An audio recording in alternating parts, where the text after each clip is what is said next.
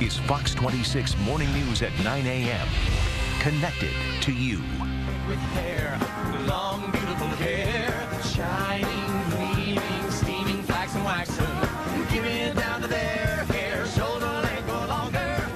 Your baby there. I can attest to it. It is one of the most uncomfortable topics to bring up with your man, hair loss. Honey, you got a little, or maybe back here. No, that's not something that you want to address. So we're going to address it for you. So gentlemen, if you are watching, we are here to help you. And we have Dr. Carlos Puig. Thanks for coming in. We appreciate it. We're at Natural Resources Salon. This is not where the doctor works. He works at Physicians Hair Restoration Center. Physicians Hair Restoration Center, if you want to get a hold of him. But he is here visiting us with Sunil. This is one of his clients, and he uses this very interesting device called a HairMax LaserComb. We're going to talk about that in just a moment and how it has helped you. But first, doctor, let's talk about, you know, there's this theory, I think, by some that when you sweat in the Houston heat, your scalp maybe becomes irritated, and that impacts your hair growth or maybe your hair falling out. Is that the case at all? Yeah, I don't think so. I think humans have a different kind of hair cycle. Mm-hmm. All of the hair on your head cycles on a regular basis. At any given time, 13 to 15% of the hair on your scalp is not actively growing, it's dormant.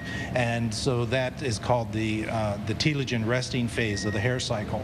And that lasts for 3 to 18 months, depending on the patient. And it occurs once every 4 or 5 years. So this is normal. That's right. So now, I think that our hair sheds and gets a little bit thinner during hot weather. There's no question about the fact that that hair is designed to provide thermoregulation for the body. So people from temperate climates or cold climates have flat hair that layers one on top of the other and holds the heat in. And people whose heritage comes from equatorial climates have curly hair that stays a little puffier so the breezes can blow through and move hair out. That is fascinating. So the thermoregulatory function of hair means that, you know, maybe you'll see some shedding when it gets really hot if you're in the wrong climate, so to speak. So we've answered that question, and I think that is just fascinating. So let's move over then to Sunil Tucker, and he is a Bollywood expert. You can find him on which radio station? On Masala Radio, 1090 AM, Halo Re Halo. Okay, 1090 AM. It's from 4 to 8p every day. Today, 4p to 8p. Okay, there you go. So, in addition, he's also an expert, you could say, on hair restoration. He has said it is okay for me to tell you that he had a hair transplant in the front that his doctor here helped him with.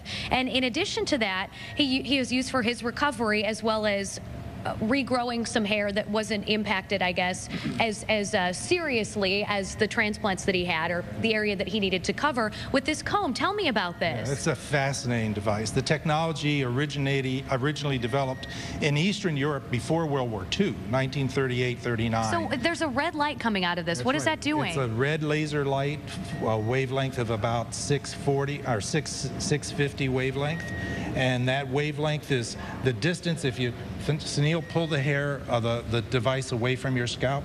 You see the difference in intensity of the light against it. Don't look at it. And see how the intensity gets better? Yes. These tongs are not to brush the hair per se, but they're to keep the distance of the light away from the scalp so that the intensity of the light is the same throughout the entire dose. So people that, I've seen this offered, for example, at the salon where I go spray tanning, but you're saying that's a totally different thing. The red light can be used for different things. There's only 2 devices where the wavelengths on them have been certified by the FDA to be used for hair regeneration. Right. There's 2 devices that have received what's called a 510K approval, which is the approval that says that it's a safe device and that it does have efficacy for what it's being used for. There's 2 laser devices on the market that have attained that, and that can only be attained through placebo-controlled double-blind studies, medical studies. In the state of Texas, as a physician, I'm not allowed to use or dispense a device that doesn't have FDA approval. And you say that this works better than Rogaine, and it does about the same thing. Yes. Rogaine has a retention rate, stopping loss of about 35% in males. 35% of the men stop loss, and about 15% regrow hair. This device is about 60%, 64% retention and about 33 to 35% regrowth.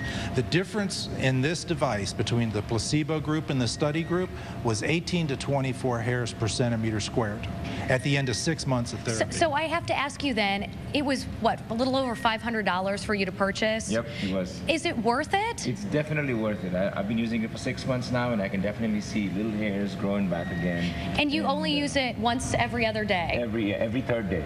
Every third day. You just kind of run it. Each time it beeps, you may have been hearing this beeping, it means that he needs to move it to another location. Yep. That's amazing. Well, thank you, too. We appreciate you stopping by Natural Resources Salon. So we're doing another segment here a little bit later about things that you can eat, you know, to help your hair, keep it strong and long and everything. I know the doctor says, come see me and I'll hook you up with a laser comb. But I'm going to say, if you don't have 500 bones to put towards a laser comb, I'm going to tell you what you can eat in your diet. And we'll do that coming up in about 15 minutes or so. So, Mike, have I satisfied then that need of yours for more information about, you know, getting you some Fabio locks? I am taking notes, definitely taking notes. Thank you so much. I'm looking forward to the next segment. Great job.